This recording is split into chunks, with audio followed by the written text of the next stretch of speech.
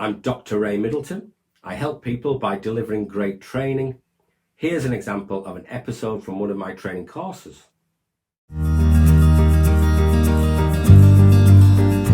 When trying to build motivation, we can use Francesca and De Clemente's model of change. Many people will be familiar with that, but we can use it as a guide because it breaks down the change process into distinct stages to help guide our interventions and think about what we're doing. Stage 1 is pre-contemplation. This stage is before someone develops a clear understanding of the problems that they have and the changes that they need to bring about. They may deny or minimize problems that seem obvious to us at the pre-contemplation stage. But then stage 2 is called contemplation.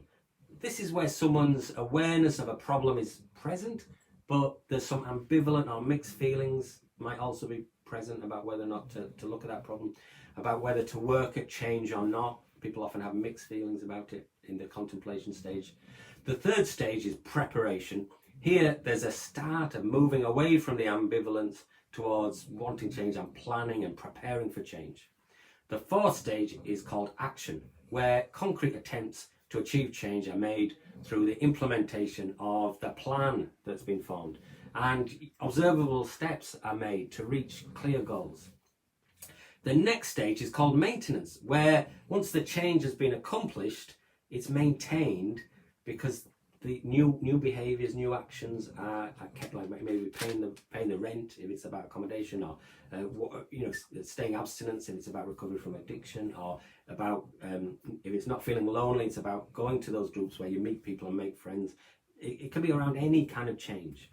Now, change is difficult, let's be honest, and rarely achieved in one attempt. So there's a sixth stage in this cycle of change called the relapse stage, where previous problem behaviours are repeated, resulting in a regression to one of those previous stages. For example, someone may go back into pre-contemplation and say they don't really have that problem, or the contemplation stage where they're having a bit of mixed feelings about it. They're kind of aware that they've relapsed back into a problem. So you can rejoin that circle at any time, but relapse is normal. It's important to know that relapse, it does happen, and it normalizes it so people don't feel too ashamed about it. If it happens, we don't want it to happen, but it does happen. But if you talk about it in the cycle, then people are more likely to get back into onto the process of change more quickly. And if we expect it, you can help clients to see that it's often not a linear process. Often we have to try some new things several times. Think about your own life, trying to bring some change about in your own life. Several times we have to try it before we maintain a change permanently. We can pick up the cycle of change at any stage after a relapse and simply work through the stages again. We might adjust our plan a bit in the light of what we've learned through a relapse or a crisis, for example.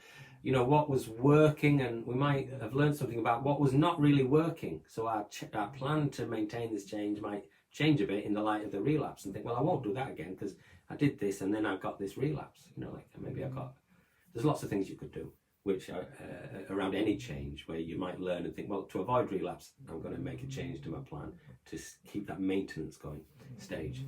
So it'll be important to learn points as we go along. J. Levy very helpfully suggests we can apply the stages of change model to think about where someone's at in different areas of their life. Now, I think this is really important, very helpful idea. Rather than making an overgeneralized judgment about someone, about whether or not they're motivated, that's too general. So, for example, let's be specific. In terms of addiction, people might be in a pre-contemplation stage, but in another area, the same person, say around their mental health issues, they may be motivated. They might be contemplating addressing one of their mental health issues because it's really bothering them and they want to do something about it. At the same time, the same person in a third area, such as physical health, they might be very aware and motivated around some urgent medical concern. So what Jay's saying is very helpful. You could think about the model of change and where someone is at in terms of their motivation level in different areas of their life. Different areas to consider include developing a meaningful structure in someone's life. They might be motivated to do that. Addressing a housing need, or addressing their addiction problem, or physical health. People might be motivated around that. Income generation, they may have a different level of motivation on that. cycle of change. And mental health needs. People may or may not be motivated to try to address them. So it's really helpful because it's more nuanced and we can get where the person's at in an area that they're motivated in and use this as a starting point. And then later we can help someone move from a pre-contemplative stage perhaps in a different area once we've done some useful work together on something that they are motivated in. People are usually motivated and willing to take some steps when they see the urgency of a need for change. And one area may lend itself better than another. Obviously, it will depend on our role as well. In addition to specific techniques, there are general principles to motivational interviewing that we can apply, such as expressing empathy and compassion, where we skillfully listen, reflect, and join with the person. We seek to understand the person's perspective without necessarily agreeing with it, and we can still be validating. We can help to identify some mixed feelings of ambivalence around change. We can also develop an awareness of the discrepancies and differences between people's stated goals and their values and their desire to change and what they're actually doing in their behaviour, and highlighting those discrepancies in a compassionate way, often when we're offering a bit of support at the same time, can help people have some insight and build their motivation. It can help raise people's awareness about the consequences of their actions. We can help to build personal responsibility for meeting goals, as well as offering to help appropriately within our role. If stuck, we can press the pause button and reflect with people and reevaluate what they're focused on and what we need to work on for them to reach their goals. So it's okay to press the pause button and have another think about the process if it's not working, if we're stuck. Another principle of motivational interviewing is avoiding argumentation. So we're avoiding power struggles and telling people what to do and being very directive. Arguments tend to be counterproductive, generally. There might be some exceptions to that, but generally these conflicts of power and being directive tend not to motivate people. We describe things rather than label people. We understand resistance, but we're avoiding getting into conflict with people. So we might roll with resistance and try finding something the person is motivated to achieve.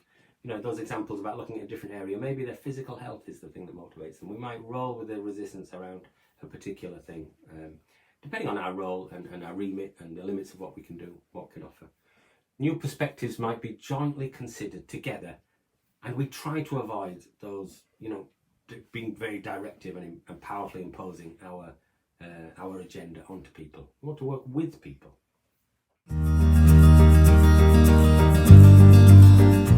I hope you found that helpful. For more information about the training I can offer, email me at ray.middleton@ladderforlife.com or sign up for one of my free trauma-informed courses by clicking the link in the comments. Like and subscribe for more helpful videos, or post a question in the comments and I'll reply.